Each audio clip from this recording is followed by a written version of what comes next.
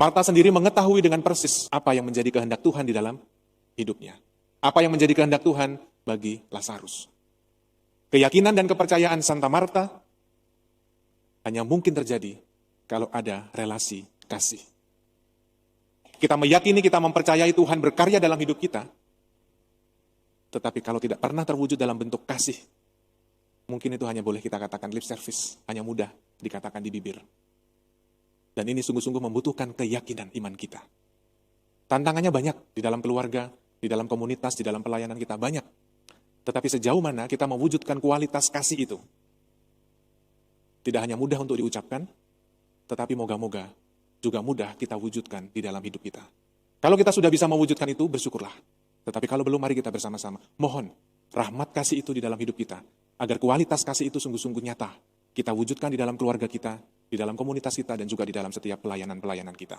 Cinta kasih Allah dicurahkan dalam hati umatnya oleh Roh Ilahi, sumber kekuatan yang dikurniakan pada kita. Walau kaya raya dan kuasa, walau cantik indah mempesona, walau pandai dan gagah perkasa, percumalah tanpa cinta kasih. Cinta kasih Allah dicurahkan dalam hati umatnya oleh Roh Ilahi, sumber kekuatan yang dikurniakan pada kita. Dalam nama Bapa dan Putra dan Roh Kudus. Amin. Rahmat Tuhan kita Yesus Kristus, cinta kasih Allah dan persekutuan Roh Kudus bersamamu. Dan bersama rohmu. Ibu, Bapak, Saudara-saudari, Frater, Suster, teman-teman muda, serta anak-anak yang dikasihi Tuhan. Selamat pagi semuanya. Pagi. Pada kesempatan Ekaristi pagi ini kita bersama-sama berdoa dan menghadap Tuhan, mengucap syukur atas segala anugerah, rahmat dan berkat yang berlimpah yang boleh kita alami di dalam keluarga kita dan komunitas kita. Pada hari ini kita memperingati peringatan wajib Santa Marta, Maria, dan Lazarus. Kita bersama-sama ingin belajar dan meneladan dari para kudus, dan semoga kita semua sungguh-sungguh diajak oleh Tuhan Yesus sendiri mengimani apa yang menjadi teladan dan kehendak Tuhan di dalam kehidupan kita, yaitu saling mengasihi. Dan marilah kita mengawali Ekaristi pada kesempatan pagi hari ini, seraya memohon ampun di hadapan Tuhan atas segala kelalaian, dosa, dan kerapuhan kita, agar kita sungguh layak dan pantas merayakan misteri suci ini. Kita nyatakan tobat kita bersama-sama. Saya mengaku kepada Allah yang Maha Kuasa dan kepada saudara sekalian bahwa saya telah berdosa dengan pikiran dan perkataan, dengan perbuatan dan kelalaian. Saya berdosa, saya sungguh berdosa. Oleh sebab itu saya mohon kepada Santa Perawan Maria, kepada para malaikat dan orang kudus, dan kepada saudara sekalian, supaya mendoakan saya pada Allah Tuhan kita. Semoga Allah yang Maha Kuasa mengasihani kita, mengampuni dosa kita, dan menghantar kita ke hidup yang kekal. Amin. Marilah berdoa. Allah Bapa Maha Kuasa, Putramu telah berkenan mengunjungi Santa Marta, Maria, dan Lazarus. Semoga berkat doa dan teladan mereka, kami semakin setia melayani Putramu dalam diri sesama kami dengan penuh kasih. Dengan pengantaran Yesus Kristus Putramu Tuhan kami, yang bersama dengan Dikau dalam persatuan Roh Kudus, hidup dan berkuasa, Allah kini dan sepanjang segala masa. Amin. Bacaan dari surat pertama Rasul Yohanes. Anak-anakku yang kekasih, marilah kita saling mengasihi, sebab kasih itu berasal dari Allah. Dan setiap orang yang mengasihi, lahir dari Allah dan mengenal Allah. Barang siapa tidak mengasihi, ia tidak mengenal Allah, sebab Allah adalah kasih. Dalam hal inilah, kasih Allah dinyatakan di tengah-tengah kita, yaitu bahwa Allah telah mengutus anaknya yang tunggal ke dunia, supaya kita hidup olehnya. Inilah kasih itu. bukan kita yang telah mengasihi Allah, tetapi Allah lah yang telah mengasihi kita dan telah mengutus anaknya sebagai silih bagi dosa-dosa kita. Anak-anakku yang kekasih, jikalau Allah sedemikian mengasihi kita, maka haruslah kita pun saling mengasihi. Tidak ada seorang pun yang pernah melihat Allah. Tetapi jika kita saling mengasihi, Allah tetap di dalam kita, dan kasih-Nya sempurna di dalam kita. Beginilah kita ketahui, bahwa kita berada di dalam Allah, dan Dia di dalam kita, yakni bahwa Ia telah mengaruniai kita mendapat bagian dalam Roh-Nya. Kami telah melihat dan bersaksi bahwa Bapa telah mengutus anaknya menjadi juru selamat dunia. Barang siapa mengaku bahwa Yesus adalah anak Allah, Allah tetap berada di dalam dia, dan dia di dalam Allah. Kita telah mengenal dan telah percaya akan kasih Allah kepada kita. Allah adalah kasih, dan barang siapa tetap berada di dalam kasih, ia tetap berada di dalam Allah, dan Allah di dalam Dia. Demikianlah sabda Tuhan. Syukur kepada Allah. Demi kasih setiamu yang besar, jawablah aku, ya Tuhan. Demi kasih setiamu yang besar, jawablah aku, ya Tuhan. Aku hendak memuji Tuhan setiap waktu. Puji-pujian kepadanya selalu ada di dalam mulutku. Karena Tuhan jiwaku bermegah, biarlah orang-orang yang rendah hati mendengarnya dan bersuka cita. Demi kasih setiamu yang besar, jawablah aku, ya Tuhan. Muliakanlah Tuhan bersama dengan daku. Marilah kita bersama-sama memasyurkan namanya. Aku telah mencari Tuhan, lalu Ia menjawab aku, dan melepaskan daku dari segala kegentaranku. Demi kasih setiamu yang besar, jawablah aku, ya Tuhan. Haleluya, haleluya. Haleluya, haleluya. Akulah terang dunia, barang siapa mengikut aku, ia tidak berjalan dalam kegelapan, dan ia akan mempunyai terang hidup. Haleluya, haleluya. Tuhan bersamamu Dan bersama rohmu, Inilah Injil Yesus menurut Yohanes. dimuliakanlah Tuhan.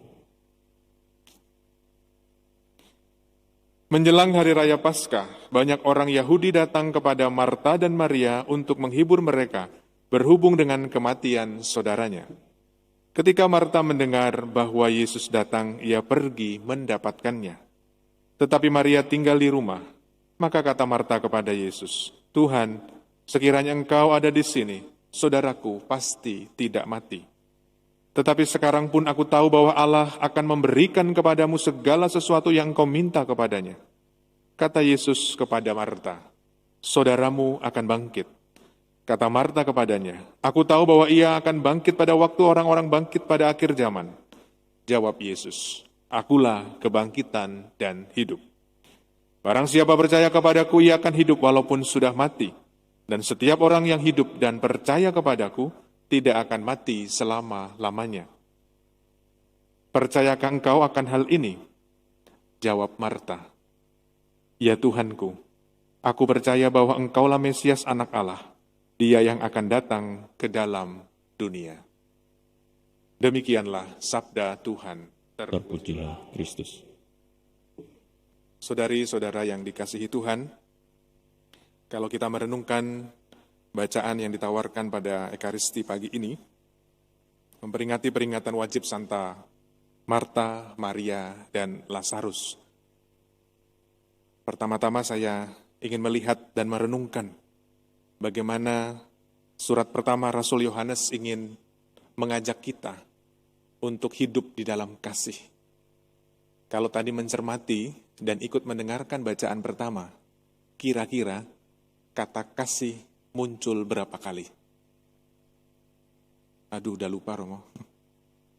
Kata kasih muncul berapa kali? Bahkan mungkin sebelum Ekaristi lagu pembukanya aja, cinta kasih Allah, ya kan? Muncul berapa kali? Pak, muncul berapa kali, Pak? Bingung. Suster, ada 2 suster, bagi 2 deh. Muncul berapa kali, suster? Suster kalau udah ditanya romonya tuh pasti nunduk dia. Nggak tahu gini ya. Nanti ya, jadi PR ya, Bapak Ibu juga yang ada di rumah. Kata kasih muncul berapa kali di dalam bacaan pertama? Surat pertama Rasul Yohanes. Minimal yang kita dengar, Allah adalah kasih, Deus Caritas Est, minimal ada 2 kali. Minimal, berarti lebih dari 2 kali. Artinya, ini menjadi sesuatu yang penting. Kita mesti bertanya, ada apa dengan kata kasih itu? Mengucapkan kata kasih itu gampang atau sulit? Gampang. Mengatakan bahwa aku mengasihimu, gampang atau sulit? Gampang. Coba tuh yang ngomong kan yang sudah berkeluarga pastikan ya. Oh gampang Romo. Menjalankan sulit atau gampang? Wah langsung sulit Romo. Tapi ada gampangnya enggak? Ada. Ya kalau enggak gampang ya kita enggak hidup dalam kasih ya kan. Tetapi itu menjadi tantangan bagi kita sebagai orang beriman Kristiani. Bukan berapa banyaknya kata kasih yang muncul setiap hari dari mulut kita, dari pikiran kita. Tetapi seberapa kualitas kasih itu yang mau kita wujudkan. Kalau kita meyakini sebagai murid-murid Tuhan bahwa Allah yang pertama-tama sudah mendahului, mengasihi kita, harapannya adalah kasih yang terwujud dalam diri kita serupa dengan kasih Yesus. Salah satu wujud kasih Yesus itu apa? Yang paling konkret dan yang paling kita lihat, dengar di dalam bacaan-bacaan kitab suci. Memanggul kayu salib, wafat. Jadi kasihnya Yesus itu memberikan diri kepada kita semua. Mengorbankan dirinya. Dan relasi kasih itu tampak ketika Yesus di dalam bacaan Injil berjumpa dengan Marta. Marta sendiri mengetahui dengan persis apa yang menjadi kehendak Tuhan di dalam hidupnya. Apa yang menjadi kehendak Tuhan bagi Lazarus. Keyakinan dan kepercayaan Santa Marta hanya mungkin terjadi kalau ada relasi kasih. Kita meyakini, kita mempercayai Tuhan berkarya dalam hidup kita, tetapi kalau tidak pernah terwujud dalam bentuk kasih, mungkin itu hanya boleh kita katakan lip service, hanya mudah dikatakan di bibir. Dan ini sungguh-sungguh membutuhkan keyakinan iman kita. Tantangannya banyak di dalam keluarga, di dalam komunitas, di dalam pelayanan kita banyak. Tetapi sejauh mana kita mewujudkan kualitas kasih itu? Tidak hanya mudah untuk diucapkan, tetapi moga-moga juga mudah kita wujudkan di dalam hidup kita. Kalau kita sudah bisa mewujudkan itu, bersyukurlah. Tetapi kalau belum, mari kita bersama-sama mohon rahmat kasih itu di dalam hidup kita, agar kualitas kasih itu sungguh-sungguh nyata. Kita wujudkan di dalam keluarga kita, di dalam komunitas kita, dan juga di dalam setiap pelayanan-pelayanan kita. Agunglah misteri iman kita. Penyelamat dunia, selamatkanlah kami, karena melalui salib dan kebangkitan-Mu, Engkau telah membebaskan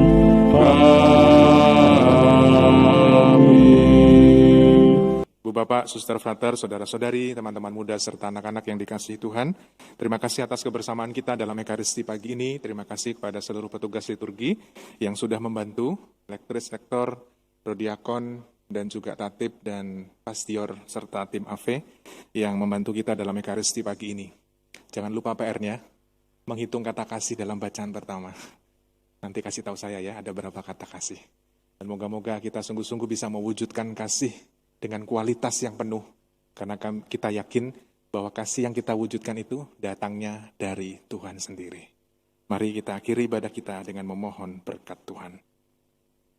Tuhan bersamamu. dan bersama rohmu. Semoga Allah Bapa yang Maha Kasih senantiasa memberkati kita sekalian dalam nama Bapa dan Putera dan Roh Kudus. Amin. Saudari-saudaraku terkasih, pergilah, misa sudah selesai. Syukur pada Allah.